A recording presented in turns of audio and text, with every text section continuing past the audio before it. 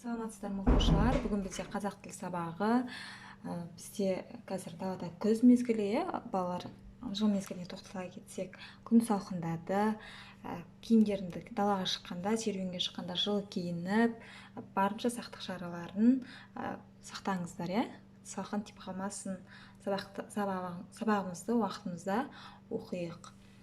Тақырыпқа келетін болсақ, бүгін біз жаңа тақырып өтеміз, жаңа тақырып өтпес бұрын өткен тақырыптарды есімізге түсіріп алайық, біз дыбыстарды өтіп жатыр қазақ тілге, одан дыбыстарды дауысты және дауыссыз болып екіге бөлінетінін айттық. Одан кейін енді дауысты дыбыстар жуан және жіңішке болды, ал дауыссыз дыбыстар қатаң, ұяң, үнді дауыссыз дыбыстар болып бөлінді. Енді қатаң дауыссыз дыбыстар, салдырдың қатысы арқылы жасалған дауыссыз дыбыстарды қатаң дауыссыздар деп атаймыз дедік. Алдында қатаң дауыссыздарға п, ф, к, қ, т, с, ш, щ, х, ц, ч, х дыбыстар жатады. Ал ұяң дауыссыз дыбыстар салдыр мен үннің қатысы арқылы жасалған, бірақ үннен салдыры басым дауыссыз дыбыстарды ұяң дауыссыздар деп атайды екенбіз. Оларға б, в, г, ғ, д, з, ж дауыссыз дыбыстары жатады. Енді бүгінгі күннің ретін дәптерімізге жазамыз, қыркүйектің 21-і, аптаның күнін дүйсенбі, үнді дауыссыз дыбыстар жаңа тақырыбымыз.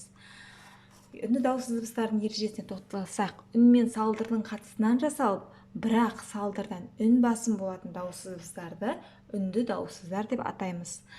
Мән берсеңіздер, дауыссыз дыбыстар салдырдан жасалынады.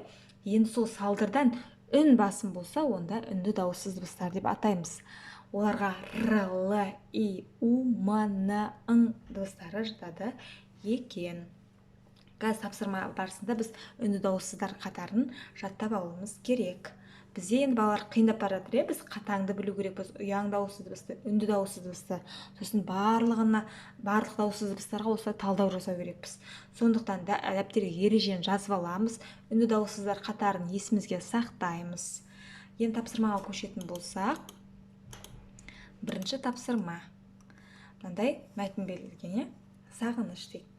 Бірде апама еріп қалаға келдім. Мұнда 2 апта болдық. Қала маған қатты ұнады. Театрға, циркке, саябаққа бардық. Содан кейін ауылды сағына бастадым. Ауылға қайттық. Достарыммен құшақтасып көрістім. Бір баланың қалаға барған туралы жазылады. Ауылын сағынған, сондықтан мәтіннің тақырыбы, шағынған мәтіннің тақырыбы сағыныш деп аталған екен. Сіздерге тапсырма, бірінші, екінші сөйлем. Бірінші, екінші сөйлем дегеніміз қайсы? Бірде апама еріп қалаға келдім, мұнда 2 апта болдық. Осы 2 сөйлемнен үнді дауыссыз дыбысты табамыз. Мысалға, бірде дегенде бірінші р дыбысы үнді дауыссыз дыбыс. Үнді дауыссыз дыбыстар қатарын жаттап оңай, қысқа. Шамалы. 4-7 дыбыс қана. Жақсы, осылай тек бірінші, екінші сөйлемнен үнді дауыссыз дыбысты сызамыз астын. Үшінші тапсырма. Үшінші тапсырмада қандай нелер берілген, сөздер берілген көмектену орнына. Қарасаңдар ме? Үнді дауыссыздар қатарын жазып қойдым мына жерге қызылмен. Дәптерге осылай жазып қойып, көмектену орнын толтырсаңдар да болады. Қалай ыңғайлы, солай орындаңыздар. Мысалға, домбы көмектеу болғанда а деген, оған мен р дыбысын қойдым. Домбыра деген сөз шықты. Мысалға, ақ сөздің мағынасы жоқ, сондықтан мына жерге дауыссыз дыбысты қою керек. Қарақ, қалақ, қаяқ, қауақ, қамақ, қанақ, қаңақ. Қалақ деген сөз, л дыбысын қойса, қалақ деген сөз шығады екен. Тым жақсы. Мінекей осылай көмектенің орнына үнді дауыссыздарды қойып жазамыз тиісті. Келесі 4-ші тапсырма берілген. 4-ші тапсырмада мынандай сөйлем берілген. Біздің үйя ағаштарға салды құстар ауладағы. Байқасаңыздар, бұл жерде сөйлемнің қатары, сөйлем дұрыс құралмаған. Дұрысы мынандай болады. Біздің ауладағы ағаштарға құстар ұя салды. Енді сөйлемнің реті келіп, мағынасы ашыла түсті. Біздің ауладағы ағаштарға құстар ұя салды. Екінші сөйлем, таңертеңнен торлады бұлт аспанды. Үшінші сөйлем, құйды кейін жаңбыр, толды жаңбырдан. Айнала ұзақ суға. кешті балалар су аяқ жалаң аяқ дейді. Жалаң дейді. Осылай біз сөйлемді не істейміз? Дұрыс құрастырамыз. Келесі 5-ші тапсырма. Мынандай өлең берілген. Туған жерім, қайда жүрсем сағынам, бас иемін өзіңе мен табынам. Туған жерде отбасым мен достарым, іздегенде жан жағымнан табылған дейді. 5-ші тапсырмада туған жер жайлы өлең берілген екен. Өлеңді оқимыз, тыңдаймыз, одан кейін қарамен жазылған сөздерге дыбыстық талдау жасаймыз. Мысалға, туған деген сөзімен талдап беріп тұр ме? Үлгі.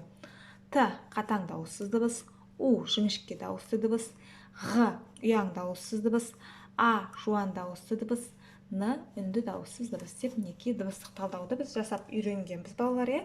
Енді сіздерге қараңдар, жерім табылған деген сөз қалды. Соны осылай талдаймыз. Алдына өлең жолдарын мен талдаған туған деген сөзді дәптерімізге көшіріп жазамыз. Балалар жазған кезде дәптер таза ұстаймыз, кеңістікті жақсы бағдарлаймыз, дұрыстап қатарларды, дәптердің қатарларын боямаймыз, қатесіз жазуға тырысамыз. Және естеріңе сақтаңдар. Мысалы, Т қатаң дауыссыз дыбыс не жазып жатқандарыңды естеріңе сақтаңдар. Демек, келесі сөзден тағы да мына жерде Т шықты, мысалға, онда сендер уже естеріңе сақтап алу керексіңдер. Т мен мана жаздым қатаң дауыссыз. Сендер қатаң дауыссыз дыбыстар қатарына қарамай-ақ өздерінің естеріңе сақтауларың керек. Балалар, тапсырма түсінікті деп ойлаймын. Чатқа жазыңыздар, түсініксіз болса, кері байланыс күтемін. Бүгін бірінші күн, тапсырмалар, мен 4 тапсырма бердім. Енді сұрақтар болса сұраңыздар, тапсырманы орындап, кешкі 10-ға дейін жіберейік. Сау болыңдар.